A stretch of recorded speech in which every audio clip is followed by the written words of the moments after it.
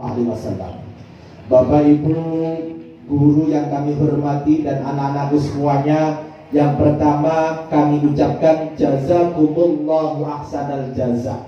Terima kasih yang tak terhingga atas kerjasama Bapak Ibu guru semuanya. Kita bisa melaksanakan agenda tahunan meskipun acaranya sederhana, namun tidak mengurangi dan meninggalkan kebiasaan kita setiap tahun mengadakan acara santunan kepada anak-anak yatim. Harapan doa, mudah-mudahan sodakoh Bapak Ibu guru dan sodakoh Bapak Ibu wali murid dibalas setimpal oleh Allah Subhanahu wa ta'ala. Amin ya rabbal alamin.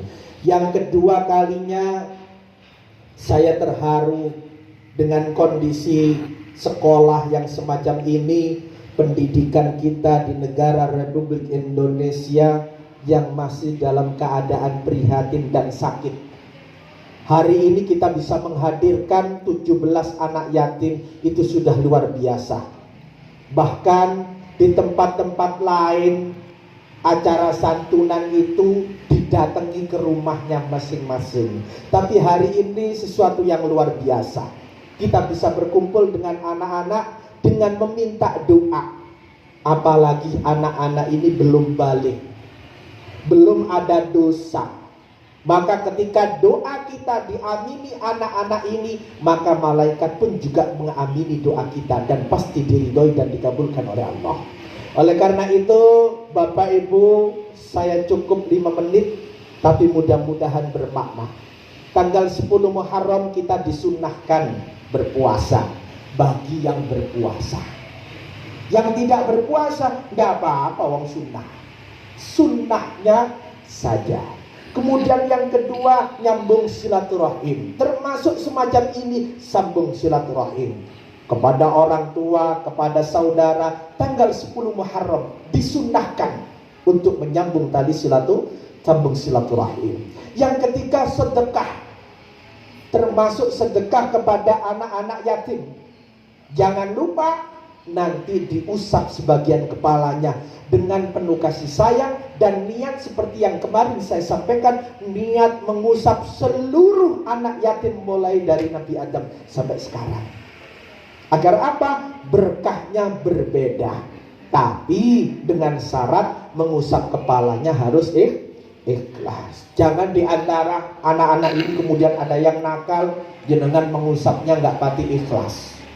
Ya, coba beling-beling, nah itu sambil dicundul itu tidak boleh bu, coba beling-beling itu jangan, meskipun anaknya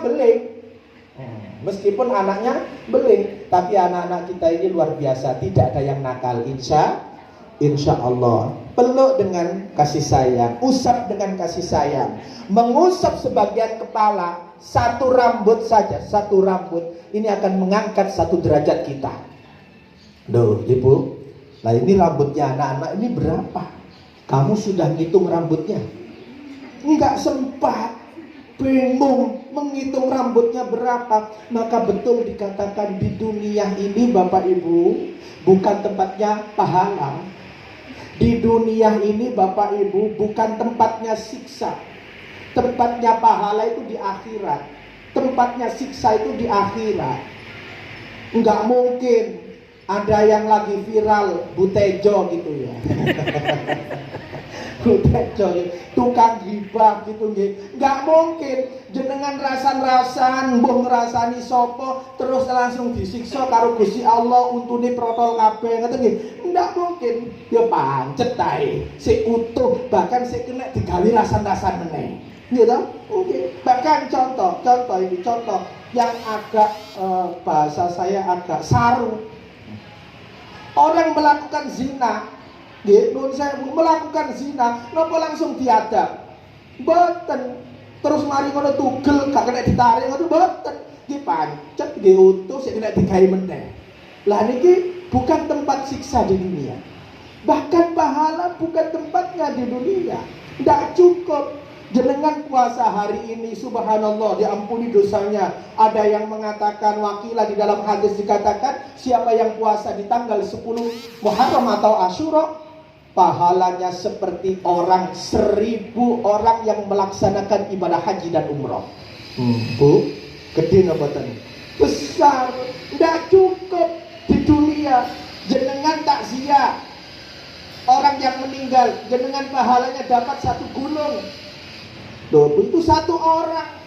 Jenengan sudah ziarah berapa orang, takziah berapa orang, katakan 10 orang, jenengan sudah punya pahala tuh 10 gunung. Mau ditaruh di belakang rumah, tidak cukup. Maka ada lagi pahala, apa namanya Bapak Ibu? Sholat sunnah qobliyah subuh 2 rakaat, pahalanya apa? Seperti dunia seisinya. Itu sekali sholat dan diterima oleh Allah. Bagaimana kalau kita setiap hari sholat? Mau ditaruh di mana dunia ini? Tidak cukup. Itu pahala. Kok ada orang itu hidupnya enak gara-gara sedekah? Itu hanya baunya saja. Kok ada orang itu enak gara-gara memuliakan orang tuanya? Itu masih baunya pahala saja. Oleh karena itu Bapak Ibu, ini kesempatan besar untuk kita. Apa? Proses menjadi orang baik. Di tahun baru Islam kita hijrah. Yang dulunya kita kurang semangat beribadah, tahun baru ini mengharap menjadi lebih baik.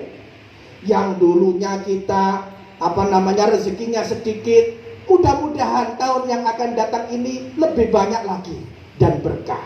Itu selalu mengharap setiap hari kita menjadi lebih baik. Maka ada ayat yang tadi saya sampaikan, wal fajr, demi waktu fajar. Itu setiap permulaan adalah lembaran baru. Setiap pagi lembaran baru, setiap tahun lembaran baru. Berdoa kepada Allah, mudah-mudahan kita semuanya diberikan panjang umur. Amin. Bahkan wakil ada yang mengatakan, katanya Ustadz Iqbal, ya, kiamat itu terjadi pada tanggal 10 Muharram dan hari Jumat. Tahun ini 10 Muharram hari apa, Bu? Sabtu. Hari Sabtu, berarti kiamatnya mundur. Nggak jadi tahun ini kan gitu, karena tidak tanggal 10-nya tidak hari Jumat. Itu ada yang semacam itu. Bapak Ibu guru, kita ini manusia yang tidak lepas dari masalah, betul Bu?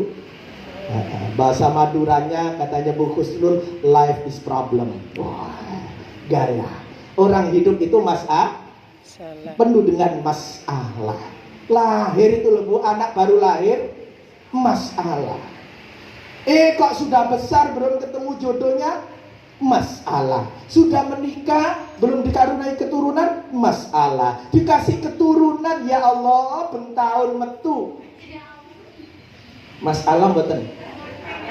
Anaknya sampai rolas. Masalah apa mboten? Masalah.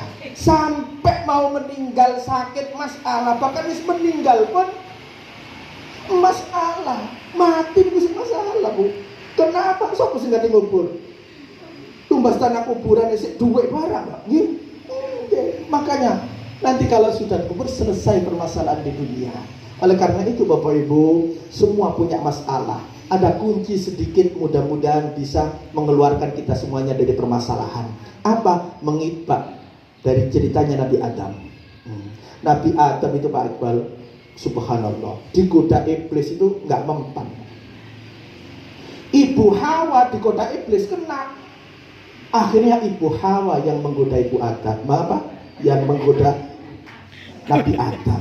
Ya Allah, loh, wong lanang digoda, Nabi Adam digoda karo Ibu Hawa.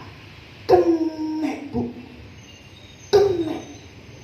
Dan akhirnya apa? Memakan buah kulti karena rayuannya Ibu Hawa. Makanya Pak Iqbal, hati-hati dengan rayuan perempuan. Betul, Bu. Karena di sini dominasinya ibu-ibu semuanya, Pak Iqbal. Ini gelar. Tapi betul. Nabi Adam digoda iblis gak kena, tapi digoda Ibu Hawa kena, Bu. Maka sejatinya filosofinya wong lanang lek kadung digoda karo wong wedok, masya Allah. Sak gede-gedene wong lanang lek wis kena pijeti pundake karo wong wedok, ayah, aduh iki ana apa iki? Ada maunya kan gitu kan. Betul. Oh, berjasa nono, enggak, Bunda, enggak. Bukan cerita pribadi ya, lumayan yang pernah gitu, pernah terjadi kan itu, Bapak.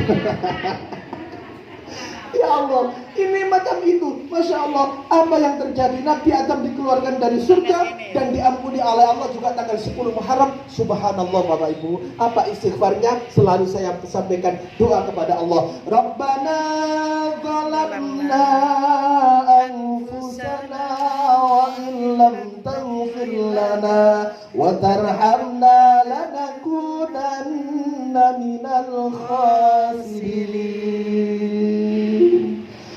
Mohon Gusti Allah agar apa? Permasalahannya diselesaikan. Yang terakhir, mengitbak cerita Nabi Yunus. Ada tahu anak-anak Nabi Yunus dimakan apa? Ikan. Dimakan ikan paus. Pernah lihat ikannya kamu? Parot ikan aja tidak pernah. Hanya punya masalah. Nabi Yunus dimakan ikan, menemui 3 kegelapan, Bu. Gelapnya malam, 1. Yang kedua, gelapnya dasar laut. Yang ketiga, gelapnya di dalam perut ikan. Berarti masalah kalau hati kita sudah mentok gelap. Bismillahirrahmanirrahim. Pasrah kepada Allah. Dengan kalimat apa yang dibaca Nabi Yunus? La ilaha illa anta subhanaka inni kuntu minadz zalimin. Kalau jenengan punya masalah, sujud kepada Allah seraya membaca kalimat la ilaha illa anta subhanaka inni kuntu minadz zalimin. Nabi Yunus dikeluarkan dari perut ikan tanggal 10 Muharram dengan kalimat, memperbanyak kalimat la ilaha illa anta subhanaka inni kuntu minadz zalimin. Inilah amalan-amalan yang jenengan hafal. Mungkin bisa dibaca setiap hari di rumah. Kalau jenengan punya hajat besar, masalah besar, sholat hajat 2 rakaat, sujud terakhir dibaca kalimat la ilaha illa anta subhanaka inni kuntu minadz zalimin 41 kali. Ini ijazah dari Kiai Haji Fatah Soleh, pengasuh Pondok Pesantren Komarudin Gresik. Kalau punya masalah, memang betul diruntut betul. Nabi Yunus punya masalah dengan memenuhi kegelapan yang luar biasa. Wiridannya Nabi Yunus la ilaha illa anta subhanaka inni kuntu minadz zalimin. Siapa tahu bisa diamalkan. Ada amalan yang terakhir tanggal 10 Muharram. Nah, ini mengenakkan bahasa Indonesia napa Bu? Menyenangkan. Nambahi belonjoan. Nah, ini tanggal 10 Muharram. Nggih, mantun ngeten jenengan sanjang teng bapake. Nggih, nambahi belonjoan. Aku mangkok dikei bapake duit 300. Ya, 10 Muharram. 10 Muharram. Bi, 10 Muharram. Aja men 500, Bi. Ya apa? 1,5 juta. 10 Muharram. Rezekine tambah barokah. Bilang itu. Nambahi belanja. Tapi nggih ngoten, lek wis dikei belonjoan sing biasane 300 kok dadi 1,5 juta.